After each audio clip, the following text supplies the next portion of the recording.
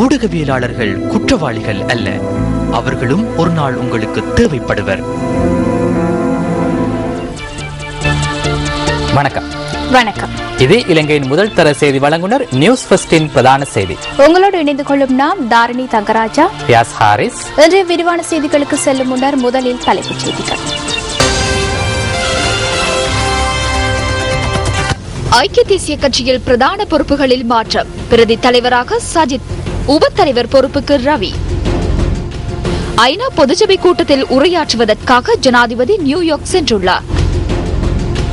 பதுளை மற்றும் ஹாலியல பகுதிகளில் போலீஸ் விசேட அதிரடி படையினர் பாதுகாப்பு கடமைகளில். தேசிய கிரிக்கெட் பயிற்சியாளர் பதவிக்கான இறுதி 20 மாவன் அத்தப்பத்தோ. பயிற்சியாளர் தெரிவு குழுவிலிருந்து சனத் ஜெயசூரிய விலகல். ஐக்கிய தேசிய கட்சியின் முக்கிய பல பதவிகளுக்கு புதிய உறுப்பினர்கள் இன்று நியமிக்கப்பட்டுள்ளனர். இன்று கூடிய ஐக்கிய தேசிய கட்சியின் செயற்குழு கூட்டத்தின் போது இதற்கான அனுமதி வழங்கப்பட்டுள்ளது. அதன்படி ஐக்கிய தேசிய கட்சியின் பிரதி தலைவராக சஜித் பிரேமதாச நியமிக்கப்பட்டுள்ளார். கட்சியின் உப தலைவராக ரவி கருணாநாயக்கவை நியமிக்கவும் செயற்குழு தீர்மானித்துள்ளது.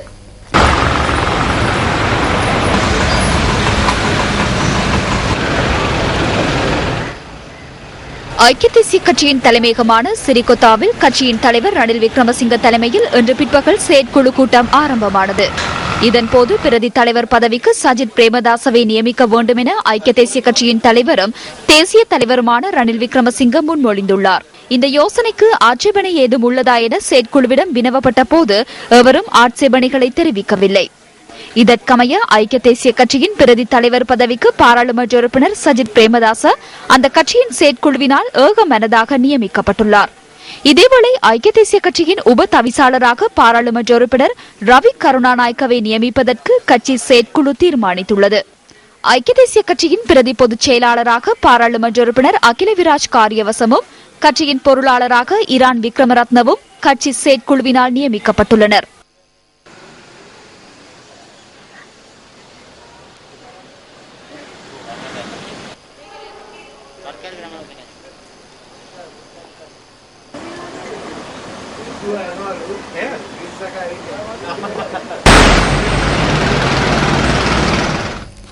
தேசிய இளைஞர் முன்னணியின் தலைவர் பதவியிலிருந்து விலகும் தீர்மானம் தொடர்பில் பாராளுமன்ற உறுப்பினர் ருவன் விஜயவர்தன இன்று நடைபெற்ற செய்தியாளர் சந்திப்பில் விடயங்களை தெளிவுபடுத்தினார்.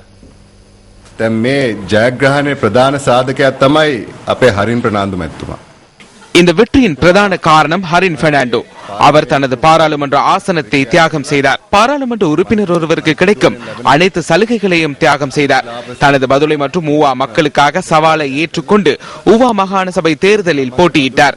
அவர் செய்த தியாகம் மற்றும் கட்சிக்கு செய்த பாரிய சேவையினால் இந்த கட்சியில் அவருக்கு ஏதேனும் பதவியொன்று இருக்க வேண்டும் என நான் சிந்தித்தேன். அதே போன்றதொரு தியாகத்தை செய்ய இன்றைய செயற்குழு கூட்டத்தில் நான் பிரேரணை ஒன்றை முன்வைக்க உள்ளேன். ஐக்கிய தேசிய கட்சியின் இளைஞர் முன்னணியின் தலைமைத்துவத்தில் இருந்து விலகி தலைவர் பதவியை ஹரின் பெர்னாண்டோவுக்கு வழங்குமாறு கோரவுள்ளேன். இதயபூர்வமாக நான் கட்சியை நேசிக்கின்றேன். நான் என்றும் கட்சியை விட்டு செல்ல போவதில்லை. தலைமைத்துவ சபையின் பதவிகளை தியாகம் செய்வதற்கு நான் எந்த ஒரு சந்தர்ப்பத்திலும் தயாராக உள்ளேன். இந்த வாரம் நடைபெறவுள்ள ஐக்கிய நாடுகளின் பொதுச்சபை கூட்டத்தொடர் மற்றும் காலநிலை மாற்றம் தொடர்பான மாநாடு ஆகியவற்றில் பங்கேற்பதற்கு ஜனாதிபதி மஹிந்த ராஜபக்ச அமெரிக்காவின் நியூயார்க் நகரை நேற்று மாலை சென்றடைந்தார். ஐக்கிய நாடுகளின் இலங்கைக்கான நிரந்தர வதிவிட பிரதிநிதி கலாநிதி பாலித கொஹன, அமெரிக்காவுக்கான இலங்கை உயர்ஸ்தானிகர் பிரசாத் காரியவசம் மற்றும் ஐக்கிய நாடுகளின் பிரதி நிரந்தர வதிவிட பிரதிநிதி மேஜர் ஜெனரல் ஷவேந்திர சில்வா உள்ளிட்ட குழுவினர் ஜனாதிபதி மற்றும் அவரின் பாரியாரை வரவேற்றனர். 2014 காலநிலை மாற்றம் தொடர்பான மாநாட்டில் ஜனாதிபதி இன்று உரையாற்ற உள்ளதுடன் தேசிய பிரகடனத்தையும் முன்வைக்க உள்ளார். அத்துடன் நாளை நடைபெறவுள்ள ஐக்கிய நாடுகளின் 69வது பொதுச்சபை கூட்டத்தொடரில் ஜனாதிபதி பங்கேற்க உள்ளதுடன் 7வது தடவையாக ஜனாதிபதி அங்கு உரையாற்ற உள்ளதாக சர்வதேச ஊடக பிரிவு மற்றும் ஜனாதிபதி செயலகம் குறிப்பிட்டது. அத்துடன் கிளின்டன் உலகளாவிய முனைப்பு மாநாடு, பொதுநலவாய அரசு தலைவர்களுடனான கூட்டம் மற்றும் மேலும் சில பிரதான சர்வதேச நிகழ்வுகளிலும் ஜனாதிபதி கலந்து கொள்ள உள்ளார்.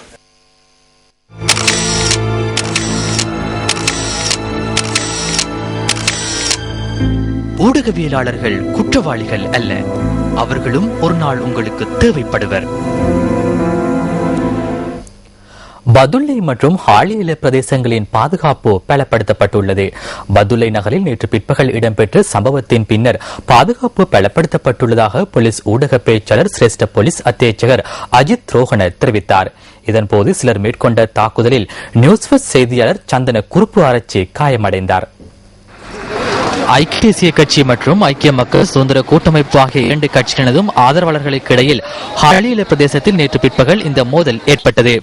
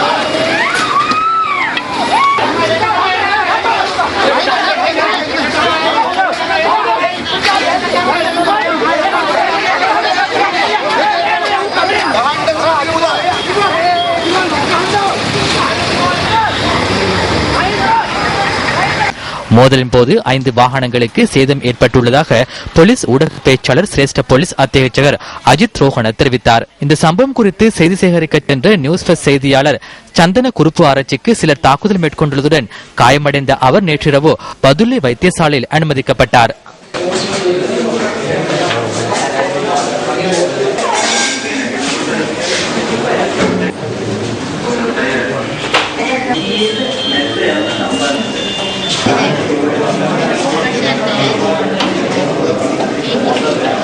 அவர் தற்பொழுது கொழும்பில் உள்ள தனியார் வைத்தியசாலை ஒன்றில் சிகிச்சை பெற்று வருகின்றார்.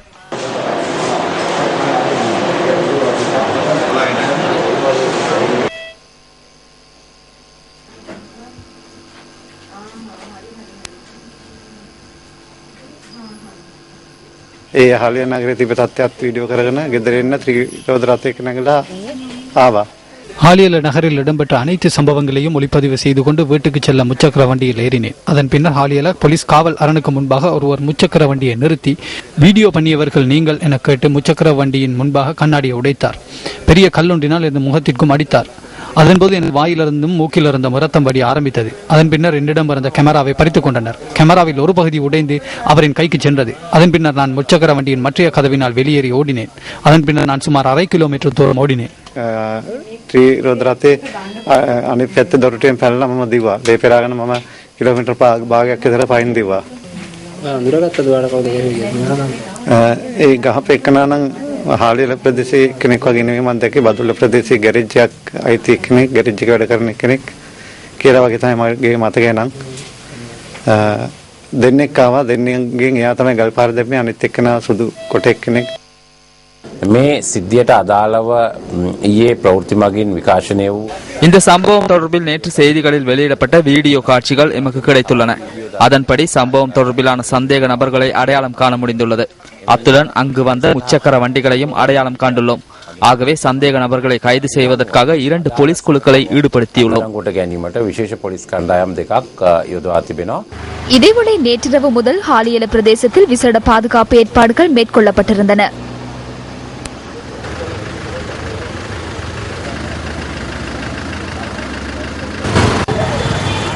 இதேவேளை பதுளை மாவட்ட ஊடகவியலாளர்கள் சங்கம் இன்று முற்பகல் பதுளை நகரில் ஆர்ப்பாட்டம் ஒன்றில் ஈடுபட்டனர்.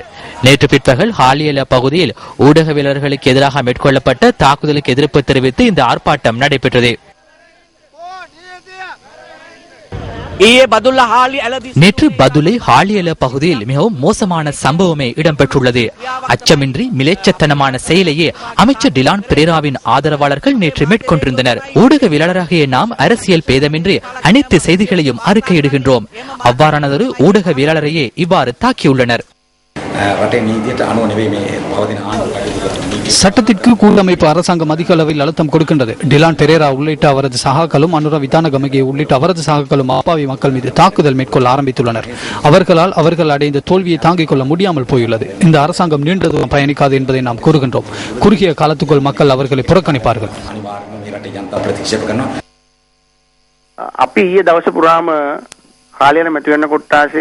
நேற்றைய தினம் ஹாலியல தேர்தல் தொகுதியில் ஆதரவாளர்களுக்கு நன்றி தெரிவிப்பதற்காக நாம் அந்த பகுதி முழுவதும் சென்றோம். பின்னர் ஹாலியல பிரதேச சபைக்கு பகல் உணவை சாப்பிடுவதற்காக சென்றோம். மாலை 5 மணி இருக்கும். அப்போது எமது ஆதரவாளர் ஒருவர் வந்து ஹரின் பெர்னாண்டோவின் வாகன தொடரணை ஒன்று ஹாலியலவை நோக்கி வருகின்றது என்று கூறினார். அப்போது அவர்கள் வரட்டும், பிரச்சனை இல்லை என்று நான் கூறினேன். அவர்கள் ஹாலியல நகருக்கு சென்ற பின்னர் நாம் இருக்கும் இடத்திற்கு வந்தார்கள். நகரிலிருந்து 500 மீட்டர் தொலைவில் நாம் இருந்தோம். நான் பிரதேச சபைக்குள் இருந்தேன். இங்கு வந்து அவர்கள் டிலான் பெரேரா என்ற நபர் இருக்கின்றாரா என்று கேட்டுள்ளனர். அவர்களின் கைகளில் தடிகள் இருந்தன. நாம் இருக்கும் இடத்திற்கு வந்து டிலான் என்று கேட்டபோது இரு குழுக்களுக்கும் இடையில் முருகல் நிலை ஏற்பட்டது. அதுதான் பின்னர் மோதலாக மாறியது.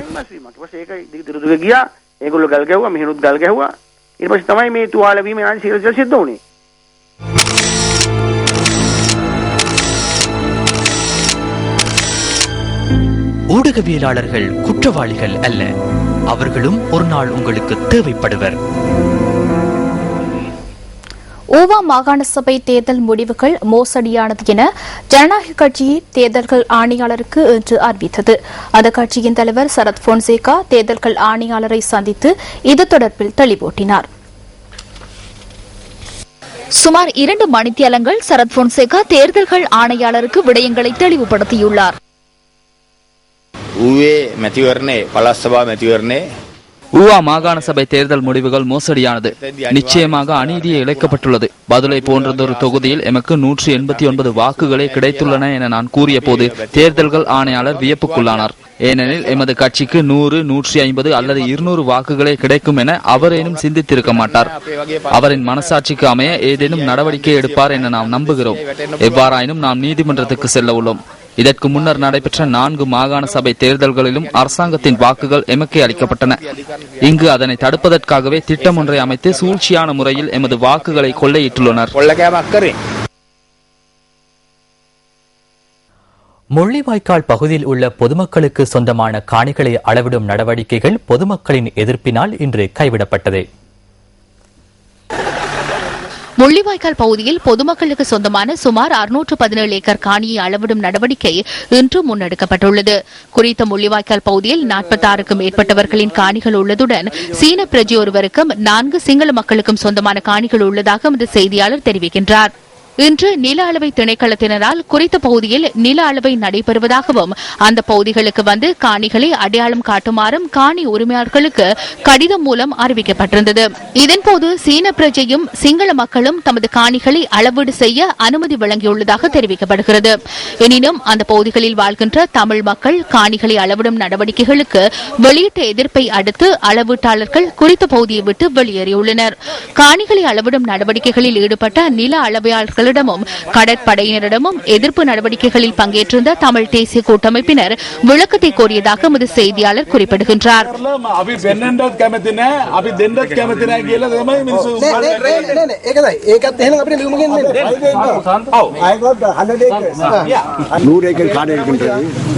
நான் இந்த காணியை அரசாங்கத்துக்கு கொடுக்கறதுக்கு சம்மதம் இல்லை.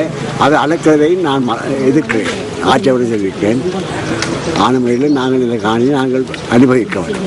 இங்கு பாராளுமன்ற உறுப்பினர் வினோ நோதராதலிங்கம், வடமாகாண பிரதி அவை தவிசாளர் ஆண்டனி ஜெகநாதன், வடமாகாண சபை உறுப்பினர் MK சிவாஜிலிங்கம் உள்ளிட்ட பலர் பிரசன்னமாகி இருந்தனர்.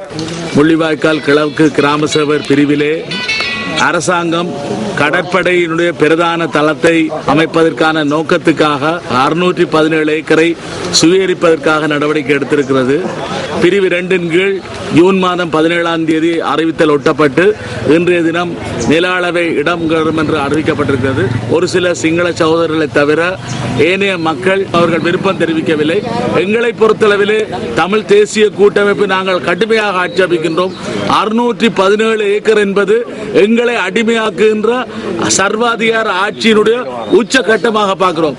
இது நிச்சயமாக மக்களை வீதியிலே இறக்கி போராடி இந்த அடக்குமுறைகளை உடைத்தறிந்து இந்த நில ஆக்கிரமிப்புகளை தடுத்து நிறுத்த வேண்டிய போராட்டத்தை தொடர வேண்டிய நிலைமை இருக்கிறது. அரசாங்கத்துக்கு எச்சரிக்கை செய்கின்றோம். சர்வதேசத்தின் உதவியுடன் நிச்சயமாக இந்த தடைகள் இந்த நிலைமைகளை நீங்கள் கைவிட வேண்டும். கைவிடாவிட்டால் பாரதூரமான நிலைமைகளை நோக்கி செல்லும். கண்புடன் பராமரித்து வயல் செய்த சொந்த நிலங்கள் வட்டுவாலே ஒரு கடற்படை முகாம் பெரிய முகாம் அமைத்திருக்கிறார்கள். அந்த இடங்கள் எல்லாம் எங்களுடைய சொந்த காணிகள். அதில் இருந்த இல்லக்கல்கள் எல்லாம் ரோசை போட்டு அழித்து விட்டார்கள். அதனால அடையாளம் காட்டுவது கூட கஷ்டமாக இருக்கின்றது. இதோட இன்னும் ஒன்றை விளங்கிக் கொள்ள வேண்டும். இது ஒரு பெரிய யுத்தம் நடந்து முடிந்த ஒரு பிரதேசம். இந்த பிரதேசம் முழுமையாக பாதிக்கப்பட்டு நாங்கள் தமிழ் எதுவும் இல்லாமல் இருக்கின்றோம். எனவே சில பேர் தங்களுடைய காணி உறுதிகளையும் பெர்மிட்டுகளையும் காப்பாற்றி கொண்டு போயிருக்கின்றார்கள். பெரும்பான்மையான காணி உரிமையாளர்கள் தங்களுடைய ஆவணங்களை தவறவிட்ட நிலையில் இருக்கிறார்கள். ஆனால் அது அவர்களுடைய சொந்த காணி என்பதற்கான சத்திய ஒளி அவர்கள் முடித்து வைத்திருக்கிறார்கள். அதுக்கான வேலைகளை நாங்கள் செய்து கொண்டிருக்கிறோம். ஆகவே இது எங்களுடைய சொந்த காணி. ஒரு கடைப்பட முகாம் தேவையாக இருந்தால் ஒரு காட்டுப்பகுதியில் உள்ள அரச காணிகளை நீங்கள் எடுத்து அதை பயன்படுத்தலாம். மக்கள் குடியிருப்பு பக்கத்தில் உள்ள காணிகள் தான் அவர்கள் இருக்க வேண்டும் என்று நிலப்பாட்டை கொள்வது ஒரு நியாயமற்ற நடவடிக்கை. இதேவேளை புதுக்குடியிருப்பு பகுதியில் உள்ள தமது முகாமின் செயற்பாடுகளை விஸ்தரிக்கும் வகையில் சட்ட விதிகளுக்கு உட்பட்டே தாம் காணிகளை அளவீடு செய்ய அங்கு சென்றதாக கடற்படை ஊடக பேச்சாளர் கமாண்டர் கோசல வர்ணகுலசூரிய நியூஸ் ஃபர்ஸ்டுக்கு தெரிவித்தார். அத்துடன் நாட்டின் தேசிய பாதுகாப்பை கருத்தில் கொண்டு எந்த ஒரு காணியையும் காணியின் உரிமையாளர்களுக்கு நட்டஈட்டை வழங்கி சட்ட ரீதியில் அவற்றை சுவீகரிக்க முடியும் எனவும் அவர் கூறினார். கிளிநொச்சி ஆணையரவு பகுதியில் முன்னெடுக்கப்படவிருந்த காணி சுவீகரிப்பிற்கான அளவீட்டு பணிகள் மக்களின் எதிர்ப்பினால் கைவிடப்பட்டுள்ளது. ஆணையரவு பகுதியில் A9 வீதியை அண்மித்துள்ள சுமார் 1 ஏக்கர் காணியை பாதுகாப்பு காரணங்களுக்காக சுவீகரிக்கும் வகையில் இன்று அளவீட்டு பணிகள் மேற்கொள்ளப்படவிருந்தன. இதன் பொருட்டு அதிகாரிகள் இன்று முற்பகல் அந்த பகுதிக்கு சென்றிருந்த போது காணி உரிமையாளர்கள் தம்மிடமுள்ள ஆவணங்களை காண்பித்து அளவீட்டு பணிகளுக்கு எதிர்ப்பு தெரிவித்ததாக எமது பிராந்திய செய்தியாளர்கள் குறிப்பிடுகின்றனர். இதனையடுத்து காணி அளவீட்டு பணிகள் மேற்கொள்ளப்படவிருந்த இடத்துக்கு போலீசாரும் வரவழைக்கப்பட்டனர். ஆணையரவு பகுதியில் முன்னெடுக்கப்படவிருந்த காணி அளவீட்டு பணிகளுக்கு எதிர்ப்பு தெரிவிப்பதற்கு வந்திருந்த சிலர் நியூஸ் ஃபர்ஸ்டுக்கு இவ்வாறு கருத்து தெரிவித்தனர். 90ஆம் ஆண்டு இடம்பெயர்ந்து இந்த மனுஷனை நான் பறையுறுத்து எல்லாம் செய்து இப்போ அதை தங்களுக்கு காணியை தர சொல்லி நிற்கிறேன். அப்போ அக்காவுக்கு பக்கத்தில் சீதனம் கொடுத்தது. அவன் அண்டையில் பெரிய வீடுகள் எல்லாம் கிடந்தது. அதை எங்களை விட மாட்டோம்னு சொல்லி அளக்க போகிறான்னு சொல்லி பைபோஸ் பண்ணினோம். எங்களுக்கு இது ஒரு காணி தான் கிடக்குது, வேறு காணியும் இல்லை. பிள்ளைக்கு தான் இந்த காணி சீதனம் கொடுக்க போகிறேன். அப்போ அதாலே தேவை தாங்கள் அளக்கணும் நிற்கிறேன். காணி எங்களுக்கு அப்போதைக்கு சொந்தமாக இருந்தது. அதுக்கப்புறம் ஒரு மகன் எனக்கு காணி முழுசமாக வந்து கிடைக்காது. நாங்கள் எனக்கு இதில் 10 ஏக்கர் கமகம் கிடக்கு. இங்கே தான் திருக்காட்டியிலிருந்து இதுக்குள்ளேருந்து அந்த கமங்கள் எல்லாம் போய் செய்கிறாங்க. அடிப்பட்டுக்காரங்கள் இழப்புக்காரங்களுக்கு எல்லாம் இங்கே வந்தால் இங்கே வந்து சமைச்சு சாப்பிட்டு ஆக்களை கொண்டு வந்து செய்கிறாங்க. இப்போ வந்த வயல்கள் கிடக்கு. கடமை நிமித்தம் கொழும்பு சென்றுள்ள கண்டாவளை பிரதேச செயலாளர் டி முகுந்தன் கிளிநொச்சி திரும்பியதன் பின்னர் சம்பந்தப்பட்ட காணியை அளவீடு செய்வதற்கான நடவடிக்கை மேற்கொள்ளப்படும் என தெரிவித்து அதிகாரிகள் திரும்பிச் சென்றதாக எமது செய்தியாளர்கள் தெரிவித்தனர். இதேவேளை வடக்கில் ராணுவ தேவைக்காக புதிதாக எந்தவொரு காணியும் சுவீகரிக்கப்படவில்லை என ராணுவ பேச்சாளர் பிரிகேடியர் ருவான் வணிகசூரிய குறிப்பிடுகின்றார். ஏற்கனவே ராணுவத்தினர் நிலை கொண்டிருந்த ஆயிரக்கணக்கான ஏக்கர் நிலம் மீண்டும் பொதுமக்களிடம் கையளிக்கப்பட்டுள்ளதாக அவர் சுட்டிக்காட்டினார். ராணுவத்தினர் தற்போது நிலை கொண்டுள்ள காணிகளில் மிகவும் அத்தியாவசியமாக உள்ள காணிகள் மாத்திரமே உரிய சட்ட நடைமுறைகளுக்கு அமைவாக சுவீகரிக்கப்படுவதாக ராணுவ பேச்சாளர் மேலும் கூறினார். யாழ் சுன்னாகம் ஸ்கந்த வரோதய கல்லூரி வளாகத்தில் இன்று நாவலர் சிலை திறந்து வைக்கப்பட்டது. இந்த நிகழ்வில் வடமாகாண முதலமைச்சர் சி வி விக்னேஸ்வரன் கலந்து கொண்டு கல்லூரி வளாகத்தில் அமைக்கப்பட்டிருந்த நாவலர் சிலையை திறந்து வைத்தார். சைவத்தையும் தமிழையும் வளர்த்த நாவலர் பெருமானின் சிலைகளில் கொழும்பு நாவலர் நற்பணி மன்றம் யாழ்ப்பாணத்தில் உள்ள பாடசாலைகளில் நிறுவும் முயற்சியில் ஈடுபட்டுள்ளது. அதன் ஒரு அங்கமாக நாவலர் பெருமானின் முதலாவது சிலை யாழ் சுன்னாகம் ஸ்கந்தவரோதய கல்லூரி வளாகத்தில் அமைக்கப்பட்டு இன்று காலை வடமாகாண முதலமைச்சர் சி.வி. விக்னேஸ்வரனால் திறந்து வைக்கப்பட்டது. இந்த நிகழ்வில் வடமாகாண கல்வி அமைச்சர் தம்பிராசா குருகுலராஜா, நாவலர் தலைவர் கருணை ஆனந்தன், தெல்லிப்பள்ளி துர்கா தேவஸ்தான தலைவர் ஆர். திருமுருகன் மற்றும் யாழ் சுன்னாகம் ஸ்கந்தவரோதய கல்லூரி அதிபர், ஆசிரியர்கள், மாணவர்கள், பழைய மாணவர்கள் உட்பட பலர் கலந்து கொண்டனர். தமிழ் பேசும் பௌத்தர்கள் வடகிழக்கில் வாழ்ந்ததால் தான் பௌத்த சின்னங்கள் இன்றும் இங்கு காணப்படுகின்றன. அதையே தவறாக சிங்கள பெரும்பான்மையினர் பௌத்தம் வடகிழக்கில் நிலை பெற்றிருந்ததால் இங்கு வாழ்ந்த மக்கள் சிங்கள மக்கள் தான் என்றும், தமிழர்கள் இந்தியாவில் இருந்து பின்னைய காலத்தில் வந்து சிங்கள மக்களை விரட்டிட்டார்கள் என்றும் திரிவுபடுத்தி ஒரு வாதத்தை முன்வைக்கின்றார்கள். பௌத்த மத தமிழர்களை சிங்களவர் என்று தவறாக பிரசாரம் செய்கின்றார்கள். ஏன் ராவணனையே ஒரு சிங்களவர் என்கின்றார்கள்.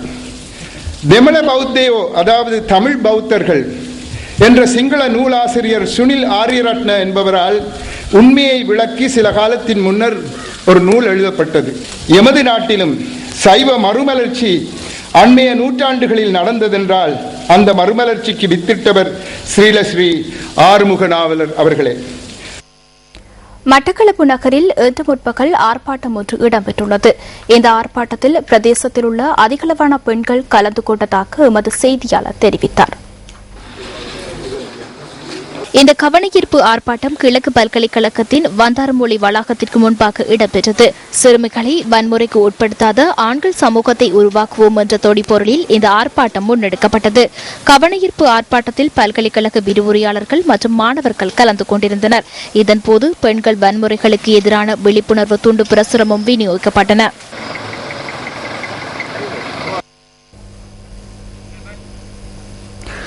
கிழக்கு பல்கலைக்கழக வந்தாரமுறை வளாகத்தில் இடம்பெற்ற கவனீர் போராட்டம் தொடர்பிலான தகவலே அது. மட்டக்களப்பு நகரில் இன்று ஆர்ப்பாட்டம் ஒன்று இடம்பெற்றது. இந்த ஆர்ப்பாட்டத்தில் பிரதேசத்தில் உள்ள அதிகளவான பெண்கள் கலந்து கொண்டனர். மட்டக்களப்பு மாவட்டத்தில் இடம்பெறும் சிறுவர் மற்றும் பெண்கள் துஷ்பிரயோகங்கள் ஆகியவற்றுக்கு எதிர்ப்பு தெரிவித்து இந்த ஆர்ப்பாட்டம் இடம்பெற்றுள்ளது. பெண்கள் மற்றும் சிறுவர்கள் மீதான வன்முறையை ஒழிப்போம், காத்தான்குடி சிறுமியின் பாலியல் துஷ்பிரயோகம் மற்றும் படுகொலையை கண்டிப்பதுடன் நியாயம் கிடைக்க வேண்டும் என்ற கோரிக்கைகளை முன்வைத்து இந்த ஆர்ப்பாட்டம் நடைபெற்றது. மட்டக்களப்பு நகரில் உள்ள காந்தி சதுக்கத்தில் ஒன்று கூடிய ஆர்ப்பாட்டக்காரர்கள் மட்டக்களப்பு நீதிமன்ற கட்டிட வளாகத்துக்கு முன்பாக சென்று மட்டக்களப்பு ஜாமியுசல்லாம் ஜும்மா பள்ளி வாசலுக்கு முன்பாக பதாகைகளை ஏந்தி ஆர்ப்பாட்டத்தில் ஈடுபட்டனர்.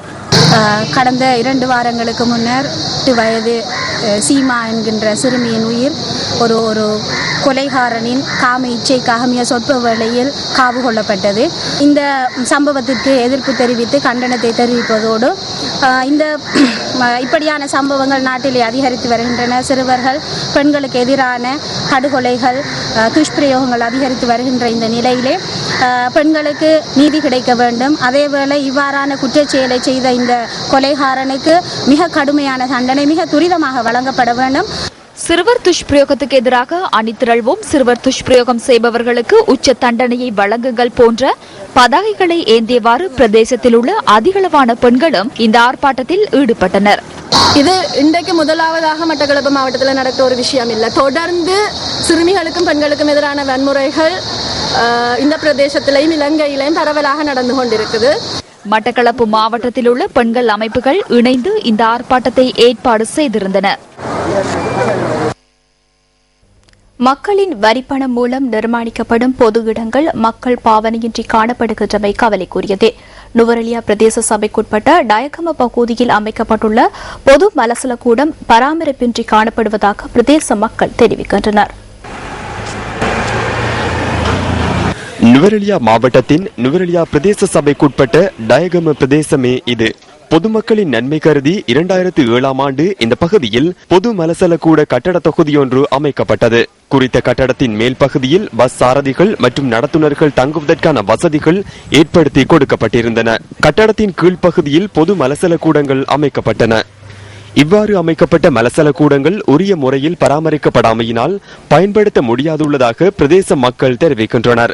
பொதுமக்கள் எல்லாரும் தான் பாதிக்கிறாங்க. ஸ்கூல் பிள்ளைகள் வருது, வெளியில இருந்து ஆட்கள் வராங்க, பஸ்ல இருந்து இறங்கி வந்தா அவசரத்துக்கு போகக்கூடிய வசதி இல்லாமல் பெரிய அவஸ்தைக்கு உட்படுறாங்க. இதனால பெரும் கஷ்டம். நாத்தம் போக இல்லாது, கதவு இல்லை. இப்போ ஒரு 4-5 வருஷமா கட்டி போட்டு இப்படியே சும்மாவே கிடக்கு. மக்கள் பாவனைக்கு இல்லை.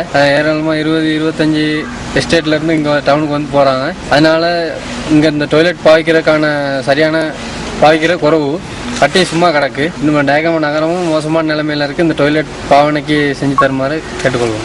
இந்த மலசல கூடத்தின் ஒரு பகுதி இனந்தெரியாத சிலரால் சேதமாக்கப்பட்டுள்ளதுடன் மற்ற பகுதி பிரதேச சபையினால் பூட்டப்பட்டுள்ளதாக தெரிவிக்கப்படுகின்றது. ஒரு அதிகாரியோ எந்த ஒரு அரசியல்வாதிகளோ இந்த கவனம் செலுத்தாம இருக்காங்க. இது முக்கியம் என்னன்னா, இந்த டாய்லெட்ல இருக்கிற கழிவு நீர் வந்து இந்த டவுனுக்கு போகுது. மற்றது இந்த இடத்துல துருநாற்றம், மக்கள் போக இயலாது, வர இயலாது. இந்த டாய்லெட்டை இதை கட்டின பிறகு கூட யாராலையும் யூஸ் பண்ண முடியாம இருக்கு. பப்ளிக் டாய்லெட்டா கட்டப்பட்டுச்சு, ஆனா டவுன்ல இருக்கிற ஒரு நடு மத்தியில. மற்றது அதுக்கு முன்பதாக ஒரு ஆலயம் இருக்குது, சர்ச். நான் அந்த சர்ச் ஊழியக்காரன், பாஸ்டர். இதுல ஒரு கிழமைக்கு கிட்டத்தட்ட 150 பேர் சரி இதுல உள்ளுக்கு சர்ச்சுக்கு வராங்க, போறாங்க. இதுல தான் போகணும், வரணும். அதை மிதிச்சுட்டு தான் அங்க வர வேண்டியதா இருக்குது. பொதுமக்களின் நன்மை கருதி நிர்மாணிக்கப்பட்ட இவ்வாறான பொது மலசல கூடங்கள் பராமரிப்பின்றி காணப்படுகின்றமை கவலைக்குரியது. இந்த மலசல கூட தொகுதி புனரமைக்கப்பட்டு உரிய பராமரிப்பின் கீழ் மக்களின் பாவனைக்கு விடப்பட வேண்டும் என்பதே இந்த பகுதி மக்களின் ஏகோபித்த கோரிக்கையாகும். உங்கள் வாழ்க்கை எங்கள் செய்தி. வவுனியாவில் இன்று பிற்பகல் சுமார் 2 மணி நேரம் கடும் காற்றுடன் மழை பெய்துள்ளது. இதன் காரணமாக மக்களின் இயல்பு வாழ்க்கை பாதிக்கப்பட்டுள்ளது. காற்றுடன் கூடிய மழை காரணமாக ஓமந்தை பகுதியில் உள்ள தொலைத்தொடர்பு கோபுரம் ஒன்று சேதமடைந்துள்ளது. மரம் ஒன்று முறிந்து வீழ்ந்தமையினால் காயமடைந்த மூவர் வவுனியா வைத்தியசாலையில் அனுமதிக்கப்பட்டுள்ளனர். இதேவேளை ராசேந்திர குளம், நெலும் குளம், பம்பை மடு, ஊமம் குளம் மற்றும் வவுனியா வடக்கு, மென்னகுளம் ஆகிய பகுதியில் உள்ள பல வீடுகளின் கூரைகள் சேதமடைந்துள்ளதாக வவுனியா மாவட்ட இடர் முகாமைத்துவ நிலையம் தெரிவித்துள்ளது. வவுனியா மாவட்டத்தின் பல பகுதிகளிலும் மின்சாரம் தடைப்பட்டுள்ளதாகவும் வீதிகளில் மரங்கள் முறிந்து வீழ்ந்துள்ளதாகவும் எமது பிராந்திய செய்தியாளர் குறிப்பிட்டார். பத்திரமுள்ளவில் அமைந்துள்ள மேல் மாகாண சபை கேட்போர் கூடத்தில் மேல் மாகாண சபை இன்று முற்பகல் கூடியது. மேல் மாகாண சபை அமர்வின் ஆரம்பத்திலேயே ஊவா மாகாண சபை தேர்தல் தொடர்பில் கவனம் செலுத்தப்பட்டது. இந்த வெற்றியை தாங்கிக் கொள்ள முடியாது. தற்போது ஏற்பட்டுள்ள நிலை தொடர்பில் சிந்தித்து பாருங்கள். தேர்தலுக்கு பின்னரான காலப்பகுதியில் எமது வேட்பாளர்கள், எமது முதலமைச்சர் வேட்பாளர் மற்றும் ஆதரவாளர்களுக்கு அச்சுறுத்தல் விடுக்கப்பட்டுள்ளது. அது மாத்திரமன்றி வீடுகள் மற்றும் அலுவலகங்களை பாரிய அளவில் சேதப்படுத்தியுள்ளனர். அதனால் அனைத்து வேட்பாளர்களையும் பாதுகாக்குமாறு நான் கேட்டுக்கொள்கிறேன்.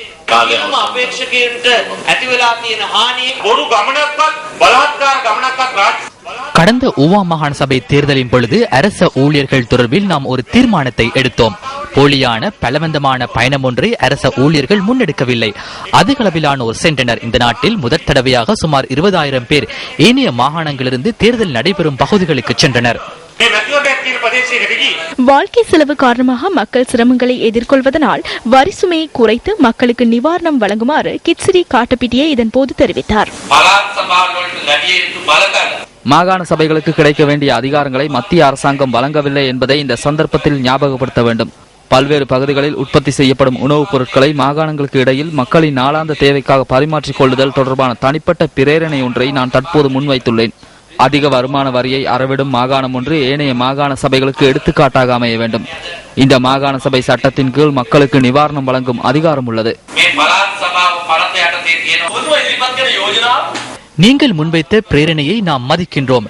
இவ்வாறான பிரேரணை தொடர்பில் கட்சிகளுக்கிடையில் இதனை விடவும் சிறந்த ஒரு பிணைப்பு காணப்படும் என்று நாம் எண்ணினோம். தேர்தல் வெற்றி அல்லது பாரிய வெற்றி தொடர்பில் பெருமையாக பேசிய உறுப்பினர்கள் எதிர்க்கட்சியின் ஐக்கிய தேசிய கட்சியின் பிரேரணை தொடர்பில் பொருட்படுத்தவில்லை. இந்த அரசாங்கம் இவ்வளவு வரியை ஏன் அறவிடுகின்றது? இந்த அரசாங்கத்தின் பெருமைமிக்க தந்தை தமது பிள்ளைகளுக்கு சுகத்தையும் ஏனையவர்களின் பிள்ளைகளும் நாட்டின் சாதாரண பிள்ளைகளும் பால் குடிக்க முடியாத ஒரு நிலையையும் ஏற்படுத்தியுள்ளார். மறுபுறம் அவரின் பிள்ளைகள் லம்போகினியையும் 90 மில்லியனுக்கு கார்களை வரவழைத்துள்ள போதிலும் சாதாரண பிள்ளைகளுக்கு சைக்கிள் ஒன்றை ஏனும் வாங்க முடியாத பொருளாதாரமே காணப்படுகின்றது.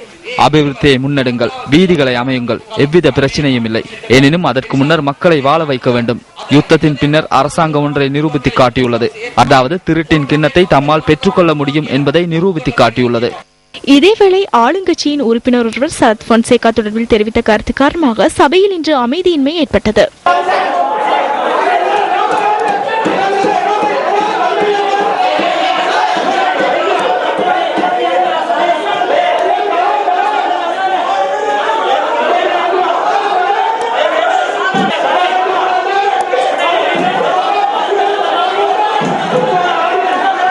பின்னர் 10 நிமிடங்களுக்கு சபையை ஒத்திவைப்பதற்கு பிரதி தலைவர் யசபால கோரலையே நடவடிக்கை எடுத்தார். சபை அமர்வு மீண்டும் ஆரம்பித்ததை அடுத்து வரிசுமையை குறைப்பது தொடர்பான தனிப்பட்ட பிரேரணை தொடர்பான விவாதம் ஆரம்பமாகியது. இந்த நாட்டின் பொருளாதாரத்தை முன்னோக்கி கொண்டு செல்ல இந்த அரசாங்கத்திடம் எவ்வித உபாயங்களும் இல்லை என நாம் அறிவோம். 2017 ஆண்டளவில் நாட்டின் தனிநபர் வருமானத்தை 7000 அமெரிக்க டாலர்களாக அதிகரிப்பது தொடர்பிலேயே பேசுகின்றோம். இந்த காலப்பகுதியில் ஆசிய வலய நாடுகளின் தனிநபர் வருமானம் 30,000 40,000 அதிகரிக்கப்பட்டுள்ளது. இவ்வாறான இலக்கை அடையக்கூடிய காலப்பகுதியில் 20 வருடங்களாக 1994 ஆண்டு முதல் இந்த நாட்டை ஆட்சி செய்த அரசாங்கம் 2017 ஆண்டளவில் 7,000 டாலர்களாக அதிகரிப்பு தொடர்பில் பேசுகின்றனர். எமது பொருளாதார திட்டங்கள் தொடர்பில் நாம் வெட்கமடைய வேண்டும். இதேவேளை வடமேல் மாகாண சபையும் இன்று காலை கூடியது. இந்த சபை கூட்டத்தின் போது தொடம்பஸ்லந்த பானகமுவ முஸ்லிம் மகா வித்தியாலயத்தில் உயர்தரம் வரை இந்து சமயத்தை கற்பிக்கும் ஆசிரியர் ஒருவர் இல்லை என அண்மையில் பத்திரிகை ஒன்றில் வெளியிடப்பட்டிருந்த அறிக்கை தொடர்பில் ஆளும் மற்றும் எதிர்க்கட்சி உறுப்பினர்களுக்கு இடையில் வாக்குவாதம் ஏற்பட்டது. இதன்போது வடமேல் மாகாண சபை முதலமைச்சர் மற்றும் எதிர்க்கட்சி தலைவருக்கு இடையில் விவாதம் இடம்பெற்றது.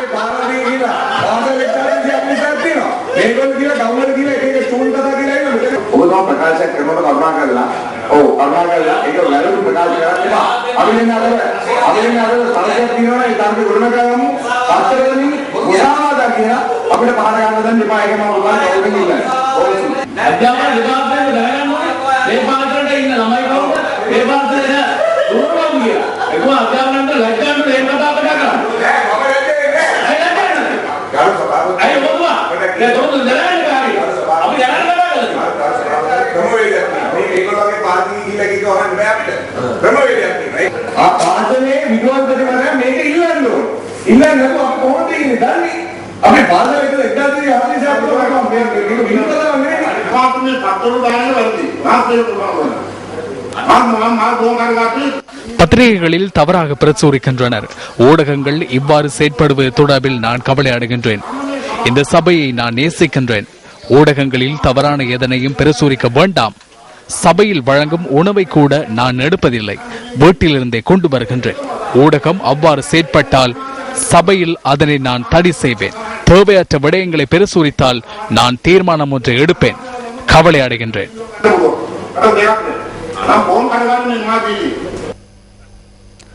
வணிக வங்கிகள் இலங்கை மத்திய வங்கியில் பேணி வருகின்ற வைப்புகளுக்கான வட்டி வீதத்தை மட்டுப்படுத்துவதற்கு மத்திய வங்கி நிதிச்சபை தீர்மானித்துள்ளது. பொருளாதார விவகாரங்களுக்கான நிதி பாய்ச்சலை அதிகரிப்பதே இந்த நடவடிக்கையின் குறிக்கோளாகும் என மத்திய வங்கி சுட்டிக்காட்டியுள்ளது. இதுகுறித்து மேலதிக தகவல்களை நியூஸ் 15 டுநைட் செய்தியில் எதிர்பாருங்கள். தேசிய கிரிக்கெட் பயிற்சியாளர் பதவிக்கான இறுதி 2 பேர் கொண்ட பட்டியலுக்கு மாவன் அத்தபத்துவை இன்று பரிந்துரைத்ததாக இலங்கை கிரிக்கெட் நிறுவனம் அறிவித்துள்ளது. இதேவேளை தேசிய கிரிக்கெட் பயிற்சியாளரை தெரிவு செய்யும் விசேட குழுவிலிருந்து தேசிய தெரிவுக்குழுவின் தலைவரான சனத் ஜெயசூரிய இன்று விலகினார். இதுகுறித்த மேலதிக தகவல்களை எமது அடுத்த பிரதான செய்தியில் எதிர்பாருங்கள். இதுடன் நியூஸ் 15 8 மணி பிரதான செய்தி நிறைவு பெறுகின்றது. வணக்கம்.